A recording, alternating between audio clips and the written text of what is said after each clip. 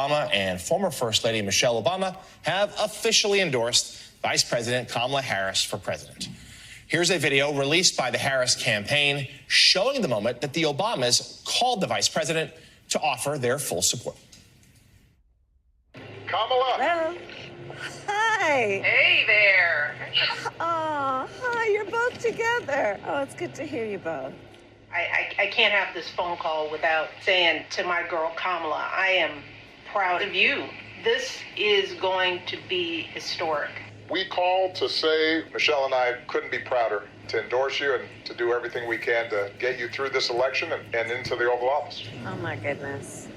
Michelle, Brock, this means so much to me. I am looking forward to doing this with the two of you, Doug and I both, and getting out there, being on the road. But most of all, I just want to tell you the words you have spoken and the friendship that you have given over all these years mean more than I can express. So thank you both. It means so much. And we're going to have some fun with this, too, aren't we? Jen Palmieri, no surprise here. This is, of course, part of a coordinated rollout of endorsements, though there had been some chatter on the right, nonsensical, that the Obamas were having doubts about the vice president. That could not be further from the truth. So, no surprise, but still important. Tell us what you think this means. Well, I think one thing that's important about it is that Mrs. Obama was on the call, right? And that the president said that they're both going to do everything they can because she just, politics is her husband's thing, and she's a phenomenally effective campaigner. But it doesn't necessarily look for opportunity to spend a lot of time campaigning. But I think for her to be on the call too says how important it is to her and that she wants to help as well. And the two of them are just such a major force. And they are longtime friends. And I think President Obama had stepped back from endorsing as other party leaders had to sort of give their room to be a process for somebody else to get in the race if they wanted to, but also to show that this is a real, legitimate nominating process. And now you're at the point where both of the Obamas are fully able to express being on board and wanting to campaign for her, and that's going to be a huge help. Yeah, and Sam Stein, I think also the Obamas wanted to give room to President Joe Biden. He, of course, a friend, and yes, the Obamas behind the scenes certainly had concerns about his ability to win, but after Biden dropped out, they wanted to give him a little more space. And we also shouldn't lose sight of the history here, Sam, where this is the nation's first black president endorsing the woman who could be the second. Oh, yeah, completely. I think that is getting a little bit lost amid what has been a very dramatic, to put it bluntly, 4-week process here. Is that history is being made. This is going to be the first nomination of a black female candidate for president in our nation's history. I'm also struck by just, and Eugene, I'm kind of curious for your take on this. The convention in 3 weeks is going to, for months and months and months, we were expecting it would be a dreadful affair, potentially filled with protests, shades of 1968. It's shaping up to be something quite different. And I couldn't help but make the contrast. I was in Milwaukee. The lineup was interesting. The lead-up speakers included Hulk Hogan, Dana White. On Thursday night at the Democratic Convention, you could potentially see the sitting president of the United States being the warm-up act for the vice president to take a historic victory lap as the presidential candidate. Talk about just what that convention will be like, how star-studded it will be, and just the contrast between that convention and what was the Milwaukee convention for Republicans. Well, I think the Democratic Convention this time is going to be the party of the year. I mean, can you imagine? They'll do a whole lot better than Hulk Hogan and Kid Rock. Let me put it that way. I mean, I can imagine the stars who will come out. I can imagine the production values. I can just imagine, and the delegates. Just the general sense there is, as you know, as everybody knows, just objectively, this incredible feeling of energy within the Democratic Party right now that certainly wasn't there a week ago, and it is, it's on a scale of 1 to 10, it's like a 12. right now, and who knows where it will be when they get to the convention. So I think this is going to be a dramatic contrast, given, as Republicans look back on their convention, you already have the kind of questions about J.D. Vance and was he really the right guy? Their candidate, Donald Trump, is clearly in a sour mood and kind of doesn't know exactly where to go and what to say, how to try to attack all of this. And most important of all, the convention, once again, will keep Trump out of the headlines, right? He has been doing whatever he could to get the spotlight, but it's not on him. It's off of him. It's on Kamala Harris and the Democrats, and that has to be driving Donald Trump crazy. One note about the Democratic Convention, they still should expect probably widespread protests about the situation in Gaza based on what we just saw in Washington this week. But you're right, certainly inside the arena, it's going to be celebratory. And a number of Democrats last couple of days who have told me, imagine the thunderous ovation President Biden is going to get now after making that decision to step aside, that it will be a remarkable homecoming for him. But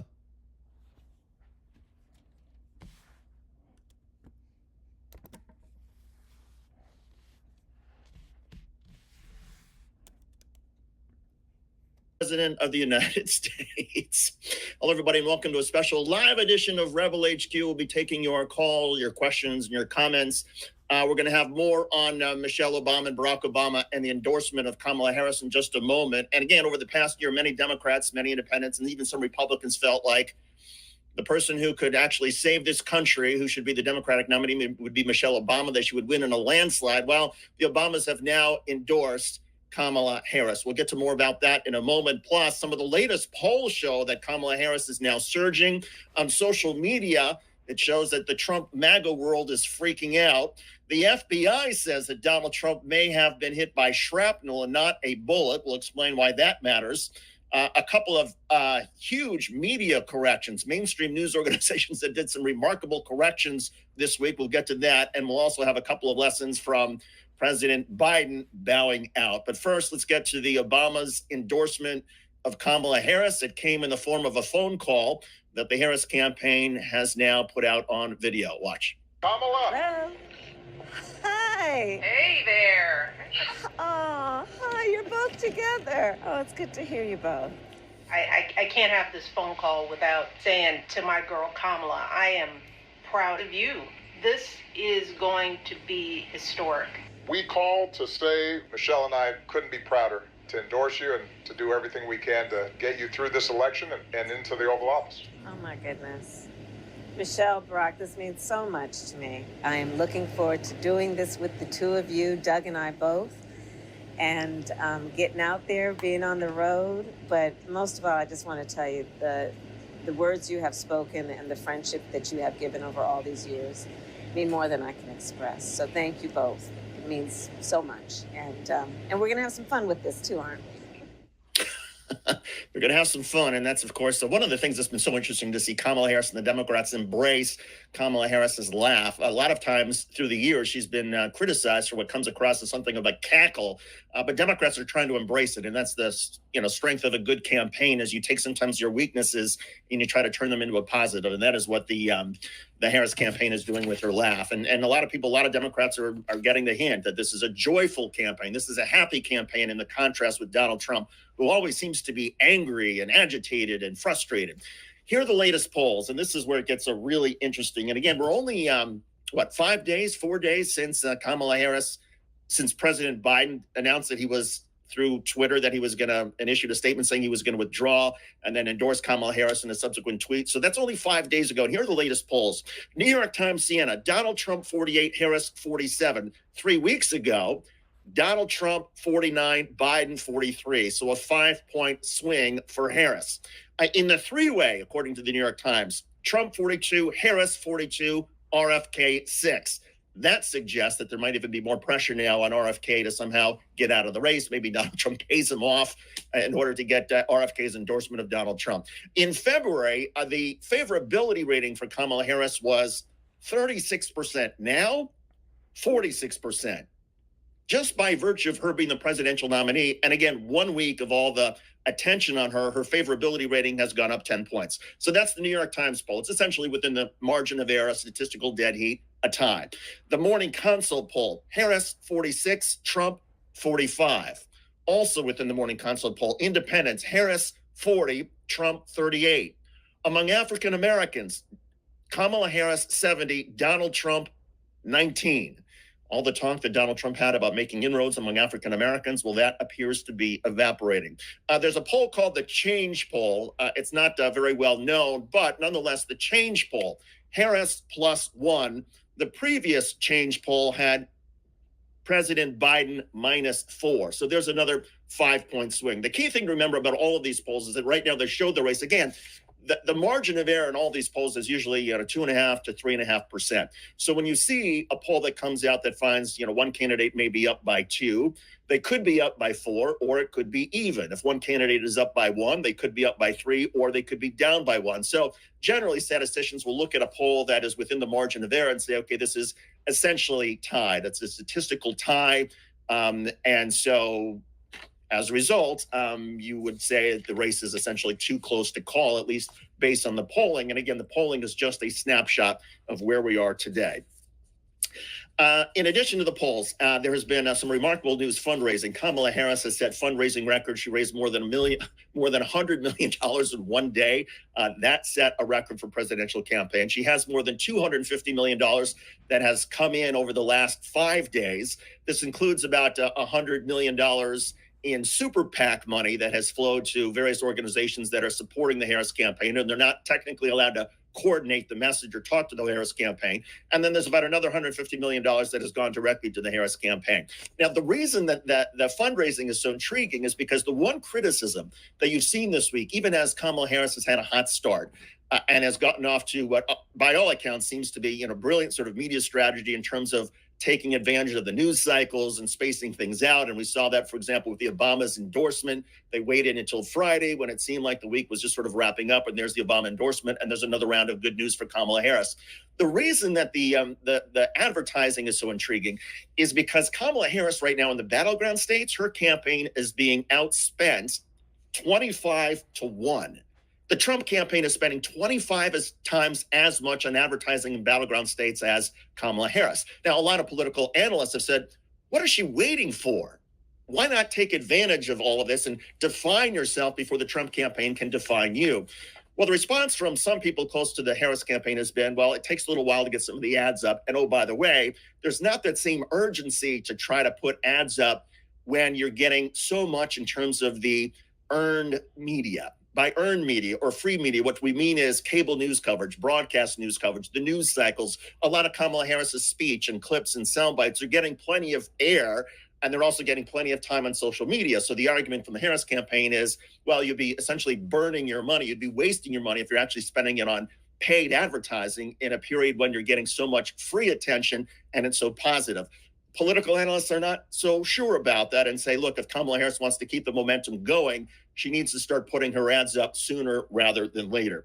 However, some of the PACs that are supporting Kamala Harris, they are not waiting for her campaign. And again, the PACs are not allowed to coordinate. And one of the ads that a lot of people have seen, and so when you make this argument about, oh, well, she's not actually on the air yet, a lot of people on social media have said, well, wait a second, I've seen an Olympic ad. Yeah, you've seen an Olympic ad supporting Kamala Harris, but it's actually not from her campaign. It's from a Seneca group, which is a sort of harkens back to, Seneca Falls. It's where women, got together and organized to earn the right to vote. It's an organization that has promoted women candidates and is supporting Kamala Harris. And they have put up this ad, which is actually running in battleground states. And I think by most accounts, it's a good one. Watch.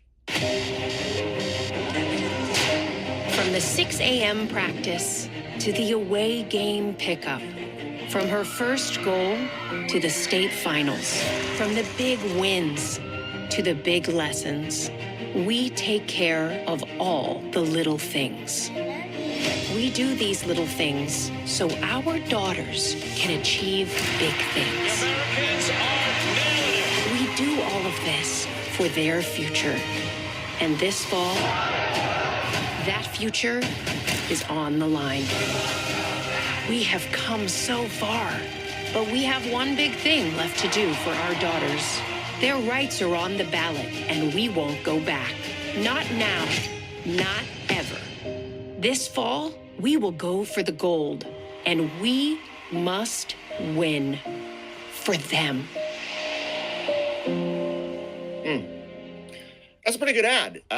And, you know, as again, PACs are not allowed to coordinate with the campaign. And this is essentially trying to take advantage of the news cycle that because the Olympics have now started in Paris and so many people are focusing on the competitors and also the number of women who are competing, and women's sports has been skyrocketing in popularity. This ad tries to ride that news by pointing out that if we want to continue the progress that women have made, you need to vote for Kamala Harris. There's an argument that some professional ad makers have made over the last couple of days, which I think is valid. At a certain point, though, Kamala Harris, and maybe once the Olympics are over and once there's this sort of initial honeymoon period is over, Kamala Harris still has to define herself and appeal to white working class voters. Those are the ones who are oftentimes independent, moderate voters, suburban voters in some of the battleground states. And if she can make inroads with them, then that actually increases her chances by a significant degree. Most of the young women that the campaign assumes they're gonna vote for Kamala Harris anyway.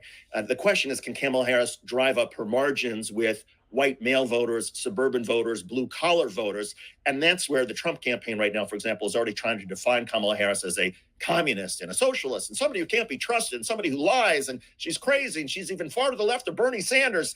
That's how they're trying to define Kamala Harris. At a certain point, Kamala Harris is going to need to try to define herself beyond just the image that she has been able to create through her speeches and her essentially free media, the coverage of her speeches and her appearances and the first thing she has said. And to that extent, let's get into what I think is one of the brilliant sound bites of the week. The Kamala Harris campaign has been first trying to draw the distinction between her, a former prosecutor, and Donald Trump, a convicted felon.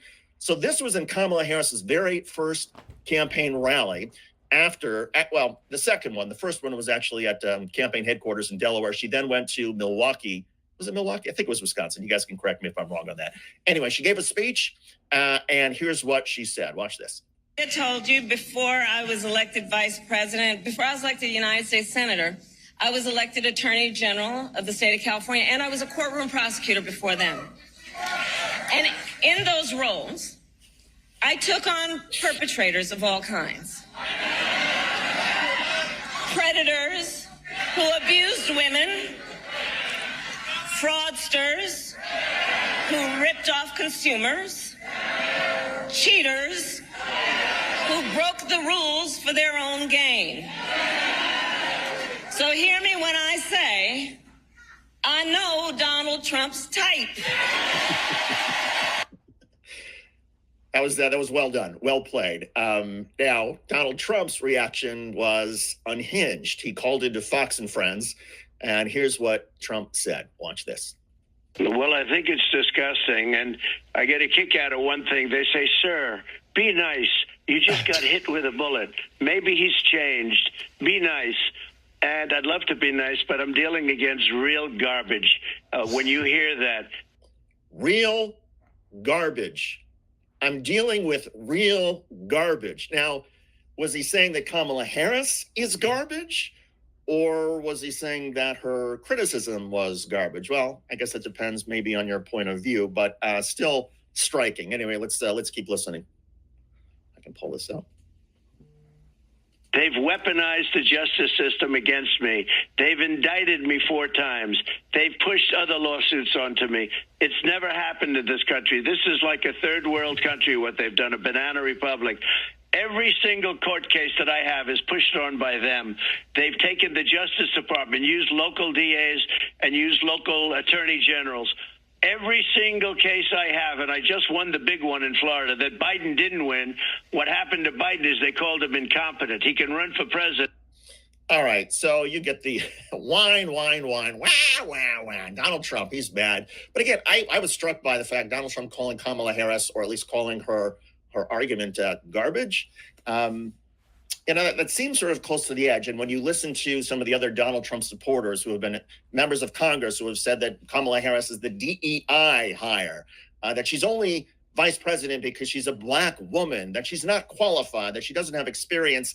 It does seem to get a little bit, to me, close to the edge when there's Donald Trump or anybody calling somebody else garbage. Now, you could say, well, wait a second, Kamala Harris called Donald Trump a predator.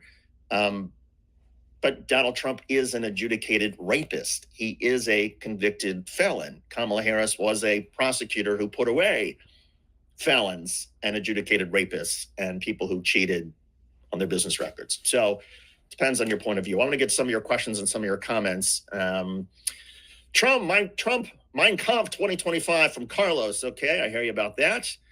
She has a sense of humor. That isn't a bad thing, says Shadow Files. Trump wants to be a dictator and do Project 2025. And to your point about the sense of humor, that's where Democrats are trying to take what had been a negative, something of an annoying cackle, according to people who didn't like Kamala Harris in 2020. And they're trying to say, well, wait a second, she's bringing joy to this campaign. She's laughing. She's having a good time. She's a happy warrior, as opposed to Donald Trump just being sort of an old, crotchety man who's agitated.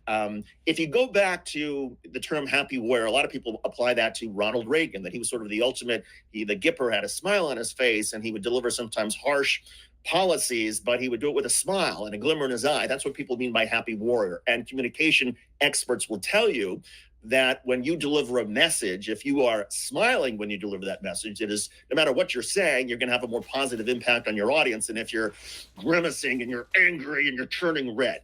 So that's what people mean by happy warrior. And to the extent that Democrats are able to portray Kamala Harris as, yes, she is joyful, she's bringing some fun, some levity, in a way that Donald Trump's levity is cutting and searing and smearing people, that's a contrast. And that's a good one for Democrats to try to jump on. Flo, let's KA, Make America Laugh Again, Harris 2024. Well done. We got some blue hearts from Close 22. Gotcha. Dimitri, Steph Curry endorsed her for any basketball aficionados. Hey, Golden State Warriors, Steph Curry, my nephew was a big, huge fan. He didn't need the Kamala Harris endorsement by Steph Curry in order to change his mind or convince him. But look, to people who are out there who are not paying close attention when they see a superstar, whether it's Obama's in the world of politics or Steph Curry in the world of basketball, it all starts to add up. The response from the Trump campaign to all of this has been intriguing. You heard Donald Trump calling Kamala Harris, or at least her argument, garbage. You've also heard a number of Republicans suggest she's a DEI hire. She doesn't belong there. The Democratic Party is now anti-democracy. Well, in response to that, at least in response to the Trump statement, the Harris campaign has now started calling Donald Trump weird. Some of their surrogates have gone on TV saying Donald Trump is weird. The Harris campaign put out a statement after Donald Trump's appearance on Fox News, suggesting that one of the key takeaways is that Donald Trump is old and weird. And that is intriguing because it sort of gets to what Donald Trump has been able to do for so many years. And that is Donald Trump is the one who's always been able to say, apply a nickname that has been derogatory towards his rivals, and it's effective. Lying Ted Cruz, low energy Jeb Bush. It goes on and on. So, little Marco Rubio back in, I guess it was 2016 when he was running against her. I mean, those were effective, kind of juvenile insults, but for Donald Trump, they worked.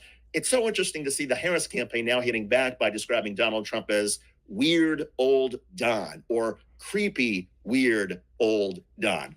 And by most accounts, the Trump campaign is going crazy over this. They hate this.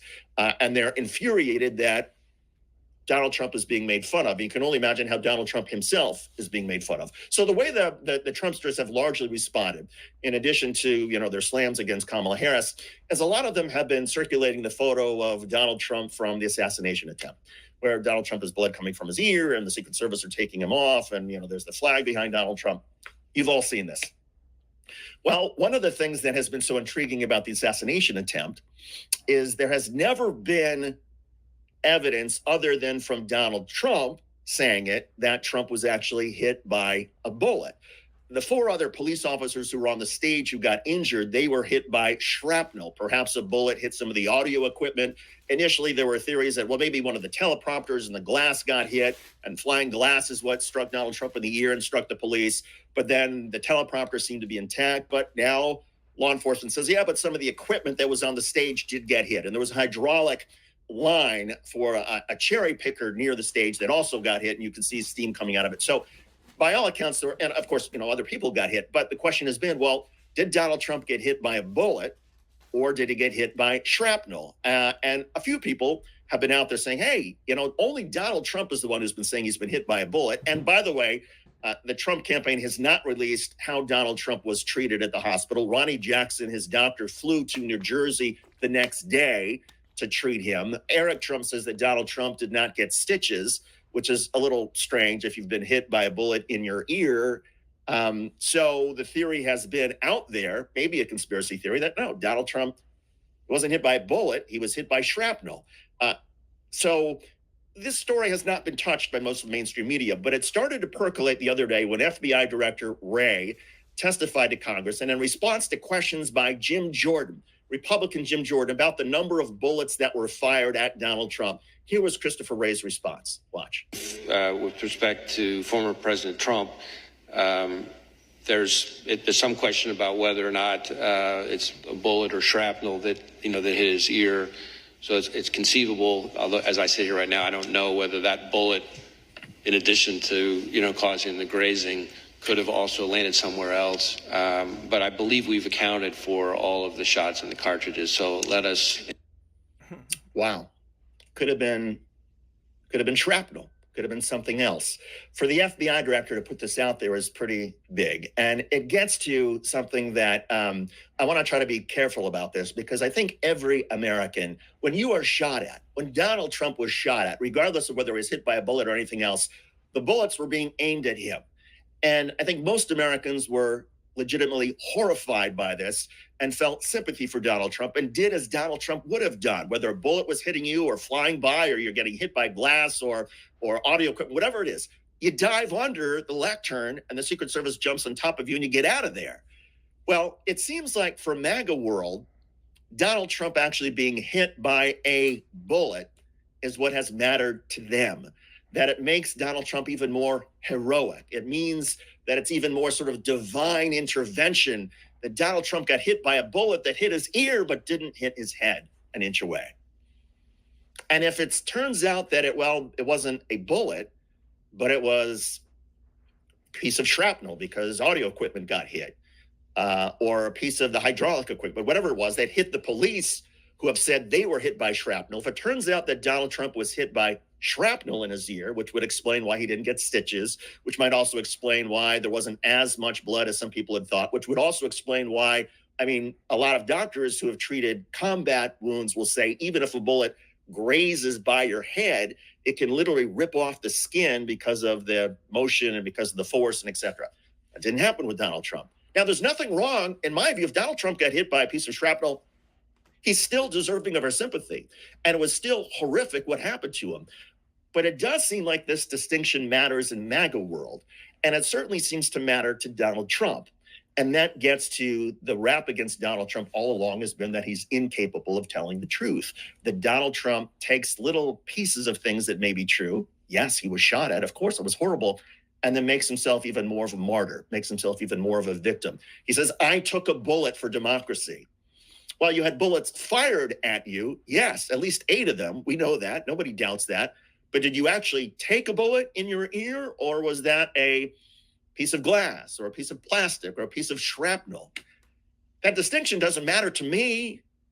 Political violence is wrong. And Donald Trump, the fact that he survived this, regardless of whether it was shrapnel or a bullet, is amazing.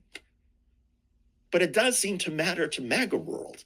And it does seem to make a difference in terms of whether Donald Trump is the chosen one, as MAGA world has said, given that he survived a bullet. Or maybe he survived some shrapnel. So anyway, it was interesting to hear the FBI director say what he did. So in any case, a couple of corrections this week. And for this one, I have not loaded it. So I'm going to load it while I play. I want to play for you another ad that's out there. One more thing that's gotten under Donald Trump's skin, and that is a lot of people have been talking about J.D. Vance, the Donald Trump running mate. A number of people suggested that Donald Trump picked J.D. Vance at a time when Trump was just about convinced Joe Biden would be the nominee, that Donald Trump and Republicans were heading towards a landslide. And as a result, because Donald Trump was headed towards a landslide, he could go with the young, white, doesn't really help him in in terms of the electoral map. J.D. Vance, who's literally a true MAGA believer, who's not so charismatic, who not really so tested. But Donald Trump thought that this would be sort of the younger version of a guy who would carry out Project 2025. And then the Democrats switch. Joe Biden withdraws, Kamala Harris is there, and suddenly J.D. Vance is not looking like such a smart move anymore. And apparently Donald Trump was told when he picked J.D. Vance, it's Joe Biden. His own political aide said, it's Joe Biden. We should go for it. Let's run up the score with J.D. Vance. Well, it didn't work out that way. And now the Lincoln Project is out with a remarkable ad that gets to perhaps whatever insecurities Donald Trump may be having about his own political advisors. Watch this. Come on, let's play this. Actually, got to remove that and play this. Sorry, Donald. Even we almost feel bad for you. What the hell happened? What happened? I mean, a little. You like to think you're a smart guy. They say a wall is medieval.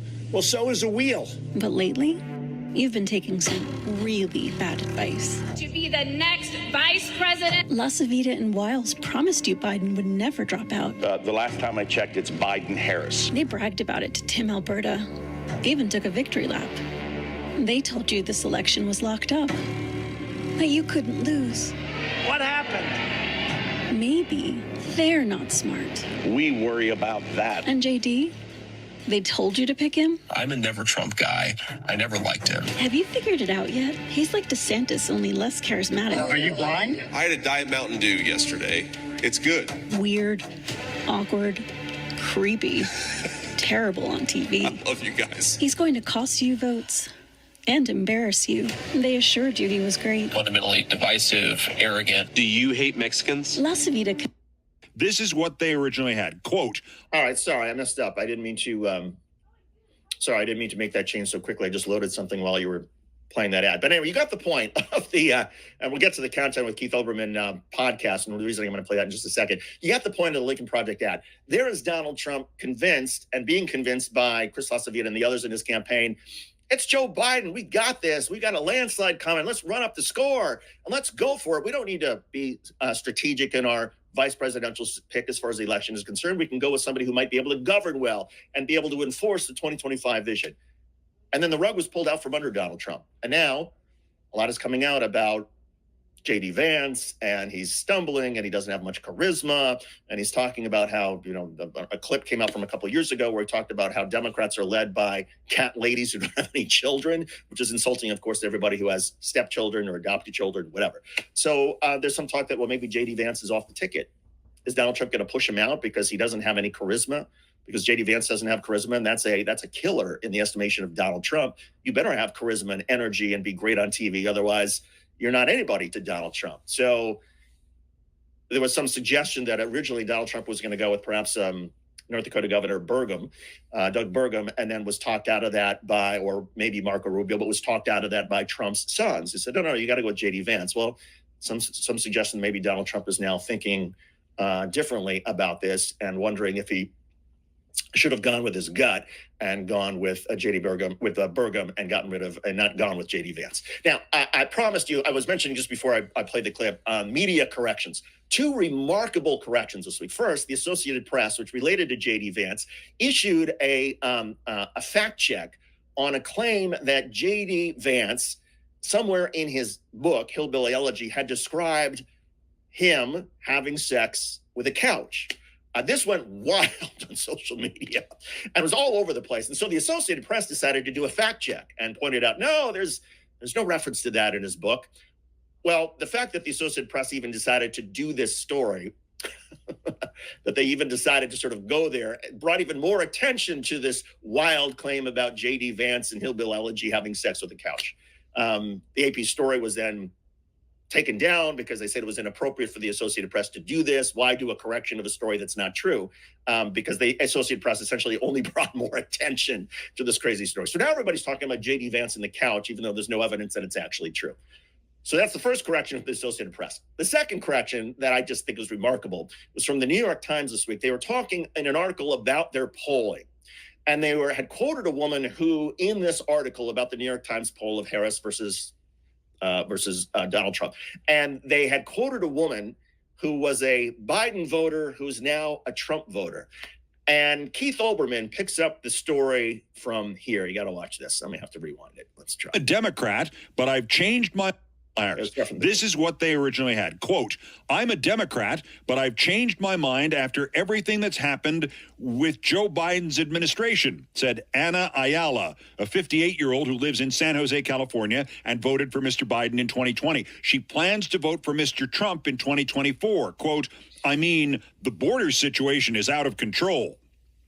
As The Atlantic noted, Ana Ayala has been in the news before. She was the confidence trickster, a recidivist confidence trickster who went to prison for several years for having publicly claimed that she had found a human finger in her chili at a famous fast food brand restaurant.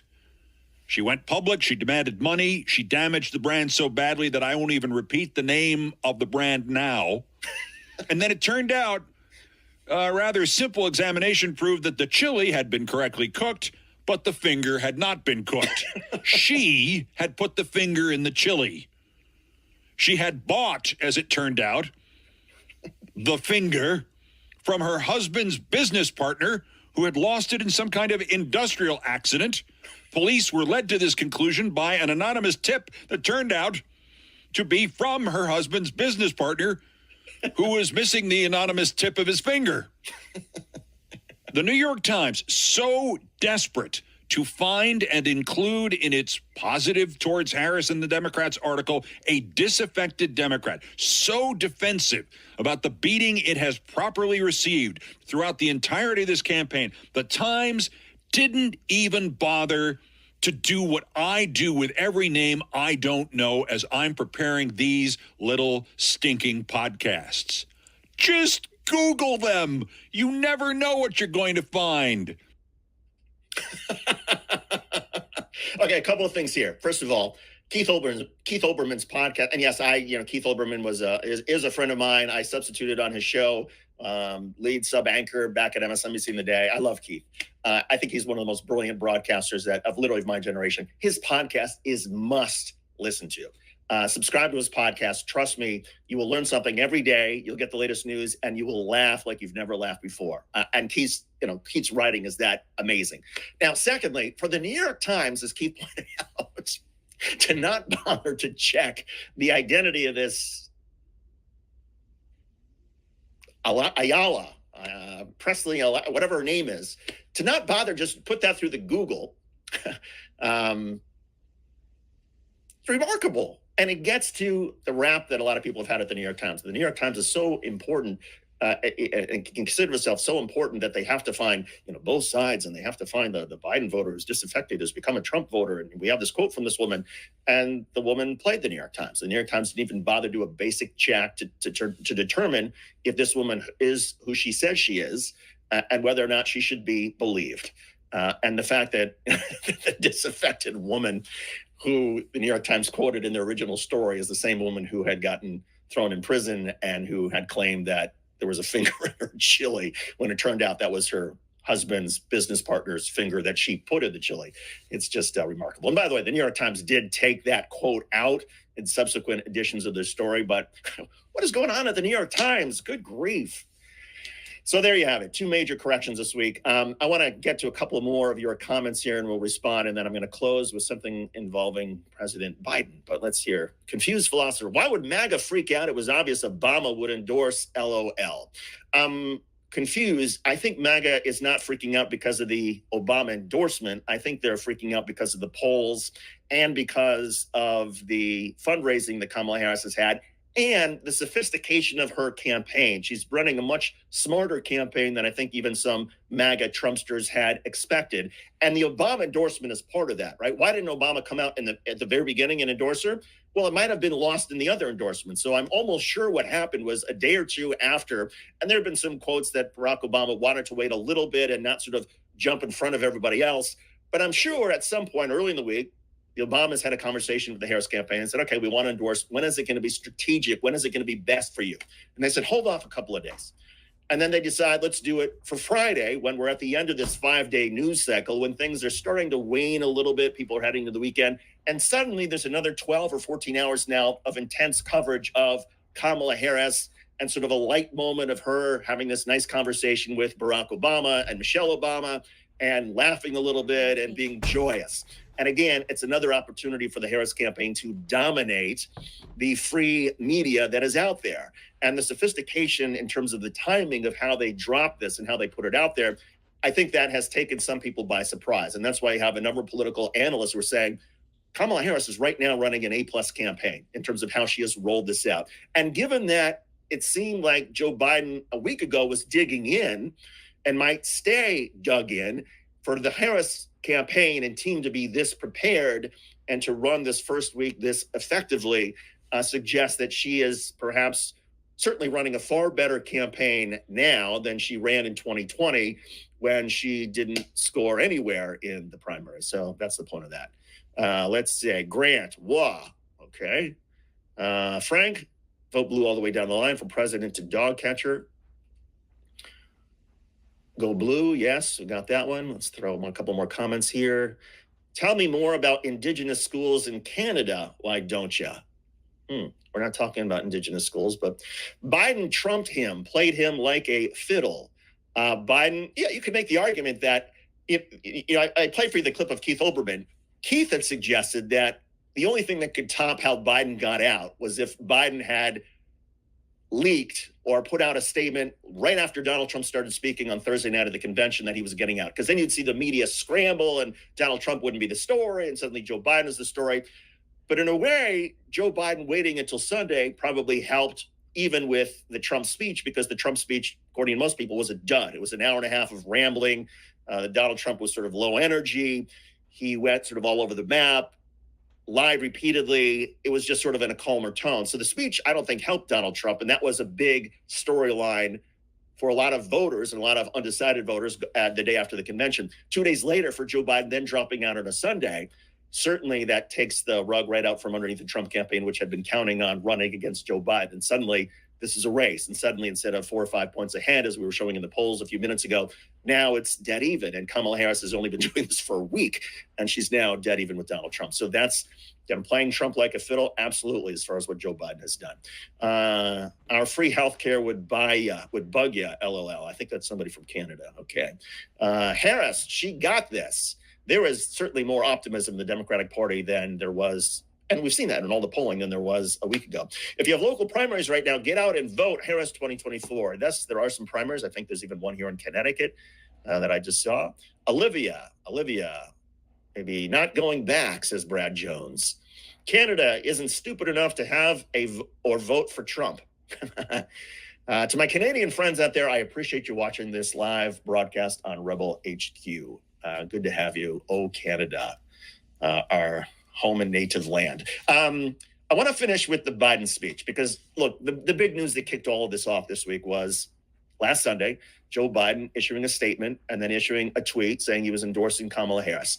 And it was what a lot of Democrats had been hoping for. I think there was also some white knuckling by Democrats who weren't sure how Kamala Harris would be received, how this week would play out. She certainly has had a much better week than I think a lot of people even anticipated. The fundraising has taken off, and it almost as if the 70% of the American people who in polls 2 weeks ago said Joe Biden should not be running, it's like the American people were listened to, and people were so joyous and happy to be listened to. So President Biden listens to the American people. And by the way, the New York Times poll now found like 88% of American voters say it was the right move for President Biden to get off the ticket.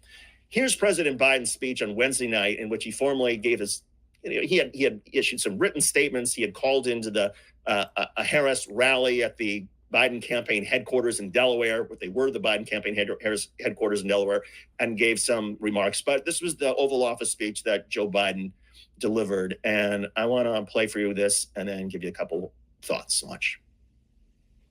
Okay, let's remove this and let's play this. I ran for president 4 years ago because I believed and still do that the soul of America was at stake. The very nature of who we are was at stake. And that's still the case. America's an idea stronger than any army, bigger than any ocean. more powerful than any dictator or tyrant. It's the most powerful idea in the history of the world. That idea is that we hold these truths to be self-evident. Okay, talking about how big America is, how this is bigger than any individual. This is where he's going with this. It is really remarkable and well done. Watch. We're all created equal, endowed by our Creator with certain inalienable rights: life, liberty, pursuit of happiness. We've never fully lived up to it, to this sacred idea, but we've never walked away from it either. And I do not believe the American people will walk away from it now. In just a few months, the American people will choose the course of America's future. I made my choice. I've made my views known. I would like to thank our great Vice President, Kamala Harris. She's experienced, she's tough, she's capable. She's been an incredible partner to me and a leader for our country. Now the choice is up to you, the American people. When you make that choice, remember the words of Benjamin Franklin's hanging on my wall here in the Oval Office, alongside the busts of Dr. King and Rosa Parks and Cesar Chavez. When Ben Franklin was asked, as he emerged from the convention going on, whether the founders had given America a monarchy or republic, Franklin's response was, a republic, if you can keep it. A republic, if you can keep it. Whether we keep our republic is now in your hands. My fellow Americans, it's been the privilege of my life to serve this nation for over 50 years. Nowhere else on earth could a kid with a stutter, from modest beginnings in Scranton, Pennsylvania, and Claymont, Delaware, one day sit behind the resolute desk in the Oval Office as President of the United States. But here I am. That's what's so special about America. We're a nation of promise and possibilities, of dreamers and doers, of ordinary Americans doing extraordinary things. I've given my heart and my soul to our nation, like so many others. I've been blessed a million times in return with the love and support of the American people. I hope you have some idea how grateful I am to all of you. The great thing about America is here, kings and dictators do not rule, the people do. That was amazing. I think that was one of the finest moments that President Biden has had in his long storied career. It was a historic moment, and he never acknowledged, he never said, I couldn't beat Trump, or I want to give Democrats the best chance of beating Trump, or I'm too old to do this. He didn't go there, as he doesn't have to. But he laid out this vision that America is bigger than any one person, that we are a republic if we can keep it, that we are still a work in progress, and that he's grateful to have had the opportunity to serve for 50 years. It was I've read from a lot of people about who were in tears, who watched this part of the speech and so moved. And I have a feeling that when President Biden speaks at the Democratic Convention at the end of August, and there'll be a night, which will be a Joe Biden tribute night, there will be more tears from people who will look at him as one of the greatest presidents we've ever had, not just in terms of legislation and all he's accomplished, and not in terms of foreign policy and strengthening NATO, but in terms of the selflessness that it takes to recognize that life is bigger and more important than just you. And America is bigger and more important than just any one person. And that's a key distinction with Donald Trump, who seems to make everything about Donald Trump and everything about belief and cult-like support of Donald Trump, whereas Joe Biden sees the promise of America and sees that the best way he can help with the promise of America is by stepping back. It was remarkable. And it's a reminder to all of us, regardless of what career we're in, regardless of whatever our passions are, regardless of our own egos and how much we've worked at something, there is a time for all of us to step away. And there's a time for all of us to say, I'm no longer perhaps the person who can carry out this job or this project or this effort. And it's okay to reach that conclusion. And yes, it's tough, and it's sometimes hurtful to our own egos. All of us want to think that we're immortal and we're going to have that we will continue to have the most impact throughout our entire life. But to be able to do what Joe Biden did under the hottest and most searing of spotlights, the greatest political spotlight in the world, and to be able to say, it's time for me to pass the torch. I've had my chance. I've had my opportunity. America is too important to make this about me, is a really, really remarkable and inspiring thing. And I hope all of us in our own lives, in our own projects, in our own jobs will recognize that our time will come too, when it's time for us to pass something along to our kids or the next generation or younger workers or younger students, whatever it is.